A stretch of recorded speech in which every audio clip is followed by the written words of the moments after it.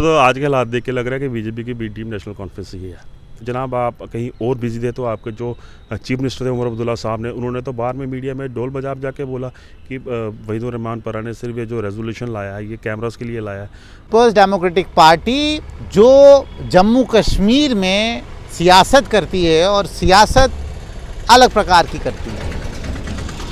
आप सब लोग जानते हैं कि जम्मू कश्मीर की सरकार बनने के बाद नेशनल कॉन्फ्रेंस ने जम्मू कश्मीर का कारोबार संभाला और उसके बाद सबसे पहला हंगामा जो असेंबली में हुआ, जो वहीदुर रहमान परा ने रेजोल्यूशन लाया और उसके बाद असेंबली गर्म हो गई और असेंबली में हंगामा हुआ। 4 दिन वो हंगामा चला, पूरे जम्मू कश्मीर ने देखा। हमारे साथ आज जुड़े हुए हैं additional spokesperson People's Democratic Party के रजत सिंह रंधावा। इनसे हम पूछेंगे कि सरकार बन गई, सरकार के सामने बहुत सारे चैलेंजेस भी हैं और सरकार ने जो मैनिफेस्टो पे वादे किए थे कि हम जो है 12 सिलेंडर देंगे, हम राशन को डबल करेंगे गरीबों के लिए और उसके अलावा पेंशन बढ़ाएंगे, उसके अलावा 370 के ऊपर बात करेंगे और 370 को भी वापस लाएंगे। बहुत सारे ऐसे मुद्दे हैं जिन पे बात करने के लिए हमारे साथ रजत रंधावा जी।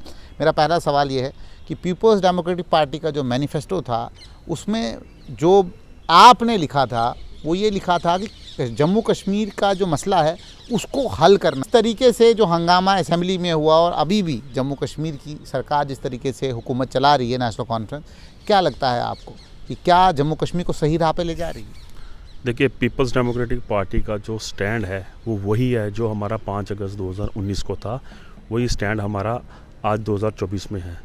हम हमेशा से 370 की बात करते आए हैं और पीडीपी के मैनिफेस्टो में जो वादे किए गए थे उसमें सबसे पहले हमारा यही इष्ट था, उसमें यही कहा गया था कि हम जम्मू कश्मीर की ऑटोनॉमी की बात करेंगे, हम जम्मू कश्मीर के हक़ की बात करेंगे, हम उसी हक़ की बात करेंगे जो हमारे से 5 अगस्त 2019 को मरकज़ी हुकूमत जो सेंटर सरकार जो बैठी है उसके द्वारा छीने गए थे।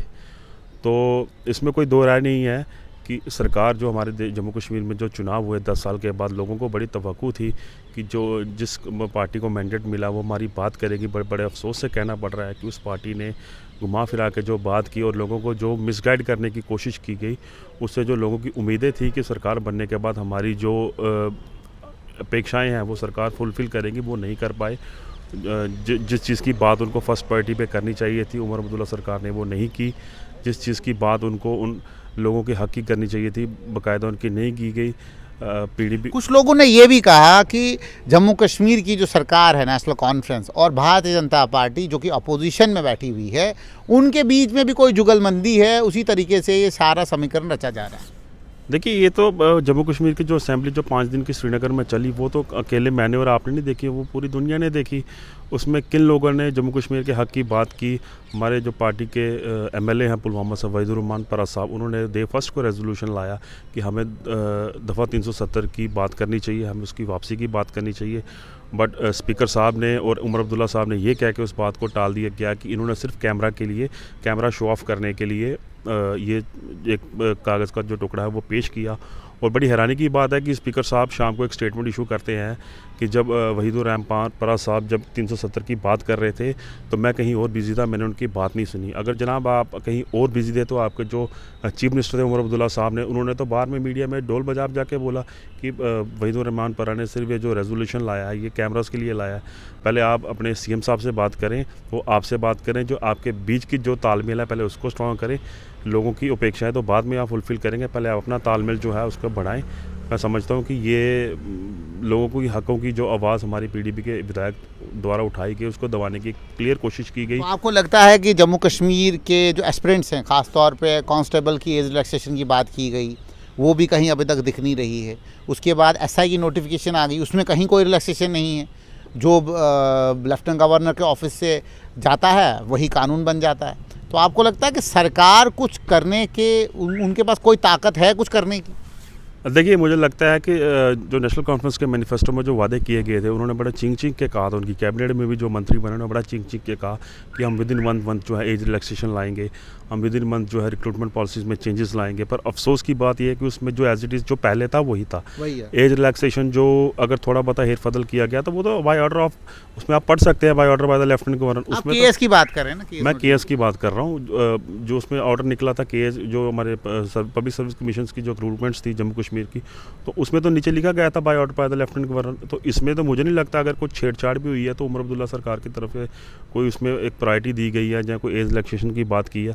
आप अब देख लें कांस्टेबल्स हमारे सड़कों पर हैं, इवन कि डेली वेजर्स का उन्होंने मसला कहा था, वो उधमपुर में जिस तरह सफाई कर्मचारियों को घसीट के गाड़ी में बिठाया गया, हमारे जम्मू में 2-3 जगह प्रोटेस्ट चले, हमारे बच्चे जो आज भी महाराजा हरि सिंह की प्रतिमा के नीचे अपने एज रिलैक्सेशन की बात कर रहे हैं, उनकी तो कोई सुनवाई नहीं है।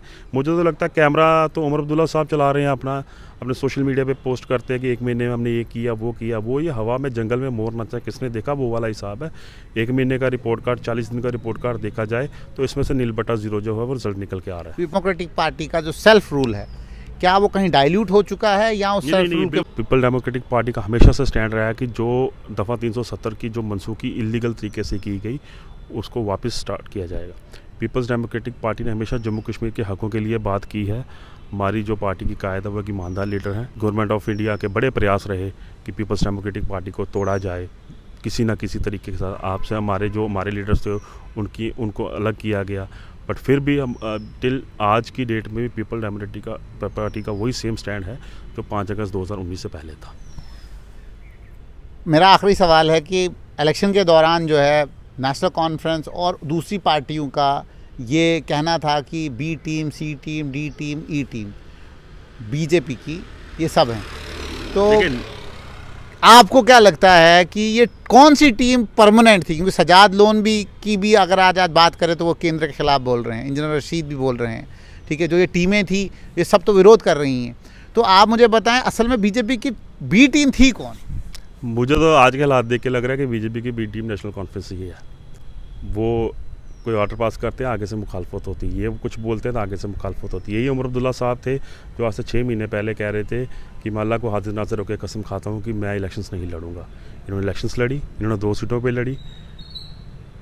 आप समझ सकते हैं कि इनका क्या स्टैंड। और बाकी रही ए टीम, बी टीम, सी टीम, वो तो चैप्टर ही क्लोज हो गया उनके। ये थे हमारे साथ अजय सिंह रंधावा जी, जिन्होंने क्लियर कट ये बात कही कि बीजेपी की जो मेन टीम बी टीम थी वो नेशनल कॉन्फ्रेंस थी। आने वाले वक्त में देखा जाएगा किस तरीके से जम्मू कश्मीर में सरकार चलती है और क्या नेशनल कॉन्फ्रेंस अपने वादे मुकम्मल करती है, पूरे करती है, या सिर्फ ये जो है वादे कागज़ों में ही रहेंगे, कभी भी हकीकत नहीं बनेंगे।